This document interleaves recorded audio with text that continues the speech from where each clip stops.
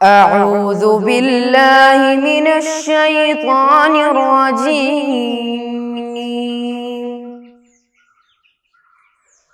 بسم الله الرحمن الرحيم. الحمد لله رب العالمين الرحمن الرحيم مالك يوم الدين إياك نعبد وإياك نستعين اهدنا الصراط المستقيم صراط الذين أنعمت عليهم غير المغضوب عليهم ولا الضالين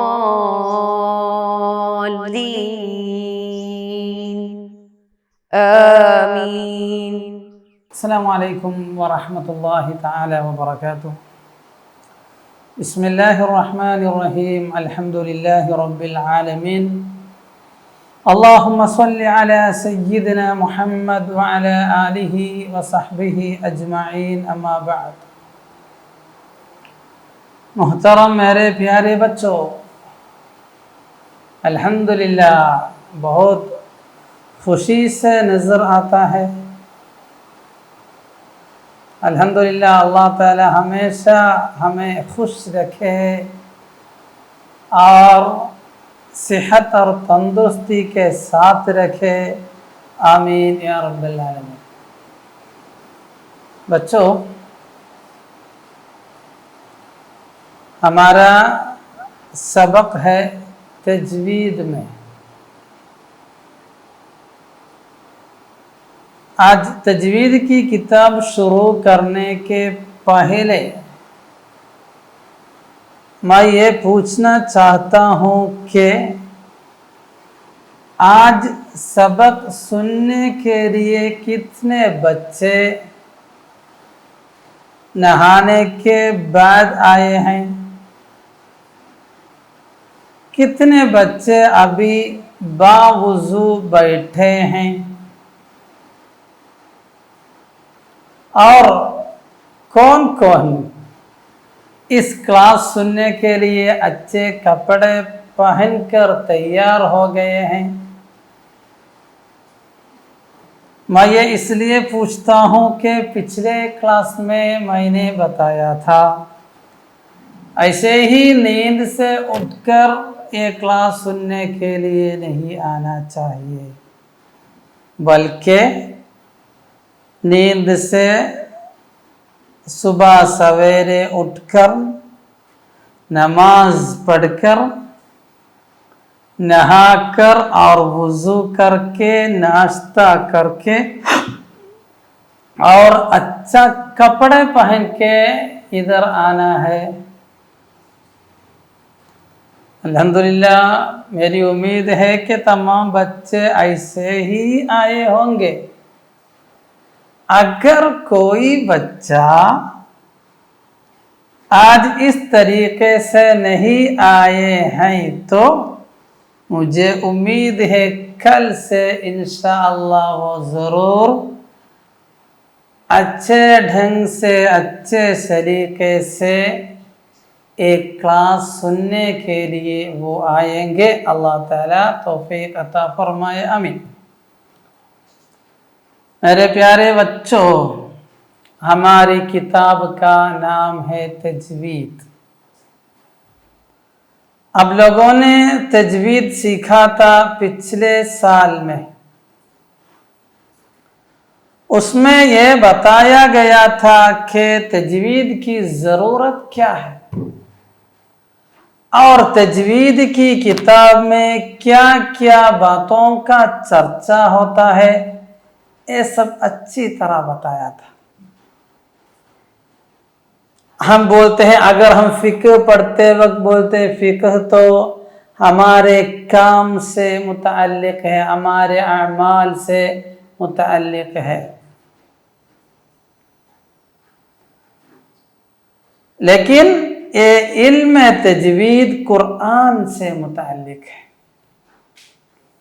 अल्लाह ताला ने हमारे प्यारे अकरम सल्लल्लाहु अलैहि वसल्लम पर जो कुरान नाजिल फरमाया था, वो कुरान को देखना, छूना, पढ़ना, समझना, पढ़ाना, समझाना सब कुछ इबादत है।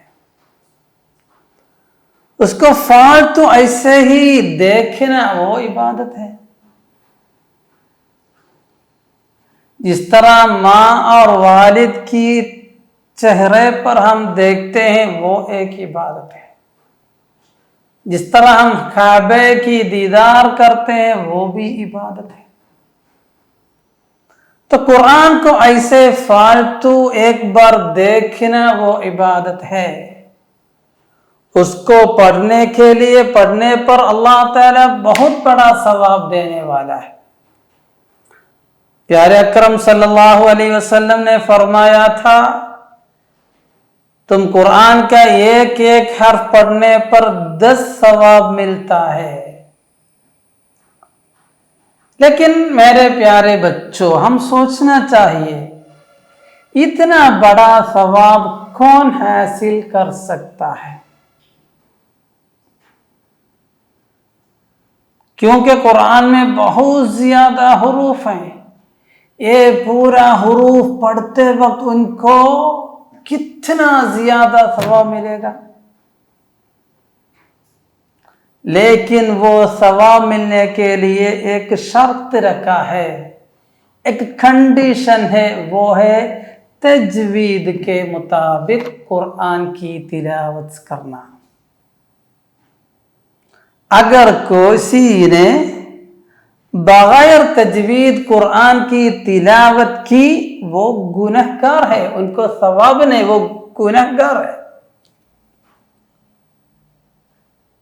जो बराबर कुरान पढ़ता है उसके सर के ऊपर सवाब का एक बोझ रसूल सल्लल्लाहु अलैहि वसल्लम ने रखा। लेकिन जो कुरान को बगैर तजवीद के कवानीन और शराइत पढ़ता है, उसके ऊपर कुरान की तरफ से लानत है।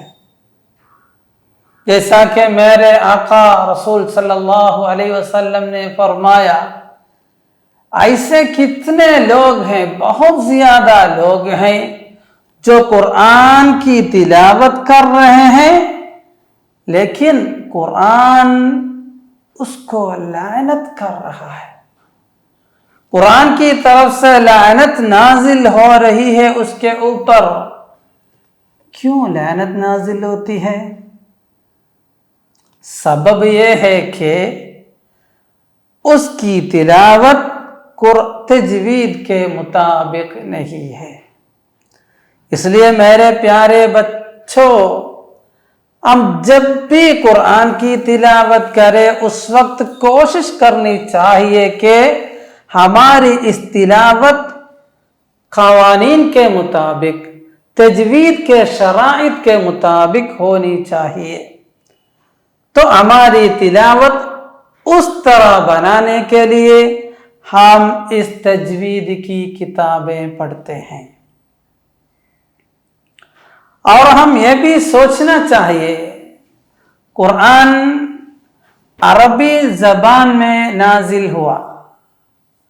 अरबी ज़बान की खुसूसियत यह है कि अगर ज़ेर के बदले में ज़बर पड़े या पेश पड़े, या कोई हर्फ को बदले, कोई नुक्ते वाले हुरूफ को बगैर नुक्ता पढ़े, बिल्कुल माना में तब्दील आ जाएगी। अल्लाह ने जो चाहा वही माना नहीं मिलेगा। इसलिए कुरान पढ़ते वक्त हमारा तलफ़्फ़ुज़ भी बिल्कुल ठीक ठाक होना चाहिए। उसके साथ जो क़वानीन है उसका भी लिहाज रखना चाहिए। अल्लाह ताला हम सबको तौफीक अता फरमाए। तो मेरे प्यारे बच्चों, सबसे पहले हम कुरान के बारे में थोड़ा समझना चाहिए। कुरान पढ़ते वक्त क्या क्या आदाब से नवाजा होना चाहिए। हम जानते हैं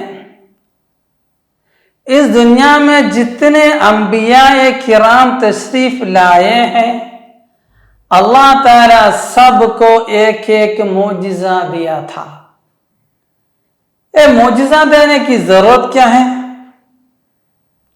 उसकी जरूरत यह है कि जब ये नबी अपने उम्मत के सामने खड़े होकर अल्लाह ताला का अलावा कोई मअबूद नहीं और मैं उसका नबी हूं, पैगंबर हूं, उसका ऐलान करते वक्त लोग उसके लिए सबूत दलील मांगेंगे। उस वक्त दलील की तरह पेश करने के लिए अल्लाह ताला तमाम अंबिया और किराम को मोजिज़ा देता है। हमारे प्यारे अकरम सल्लल्लाहु अलैहि वसल्लम को अल्लाह ने बहुत ज्यादा मोजिज़ा दिया था। जैसा कि हम जानते हैं रसूल सल्लल्लाहु अलैहि वसल्लम ने लोगों को चांद को 2 टुकड़ा बनाकर दिखाया था। जब कुफ्फार मक्का नबूवत का इनकार किया और उन लोगों ने मांगा अगर तुम हकीकी तौर पर एक नबी हो, पैगंबर हो, तो वो चांद को 2 टुकड़ा बना के दिखाए।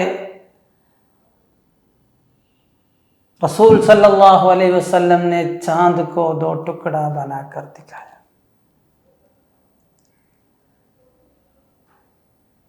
मक्के के अरब लोग 1 या 2 महीने के अंदर सफर करके शाम पर पहुंचते थे। रसूल सल्लल्लाहु अलैहि वसल्लम ने रात के एक लम्हे के अंदर वहां जाकर वापस आए। ये एक मौजिज़ा है। लेकिन जितने मौजिज़ा हैं उन तमाम मौजिज़ों में सबसे बड़ा और सबसे अफजल मौजिज़ा कुरान है। क्योंकि नबी सल्लल्लाहु अलैहि वसल्लम ने जितने मौजिज़ा दिखाया था वो तमाम मौजिज़े नबी के ज़माने में रहने वाले लोग देखते थे, सुनते थे। उनके बाद जितने लोग आए वो नहीं देख सकते थे। लेकिन रसूल ने जो कुरान लेकर आए वो कुरान अभी भी हमारे सामने मौजूद है। जिस तरह उसका नुज़ूल हुआ था उसी तरह आज भी हमारे सामने कुरान मौजूद है। इसलिए हम बोलते हैं सबसे बड़ा मौजिज़ा है कुरान। और कुरान का शान उतनी बड़ी है कि वो कुरान जिस तरह नाजिल हुआ था उसी तरह अभी भी मौजूद है। उसमें कोई तहरीफ और तब्दील नहीं कर सकता।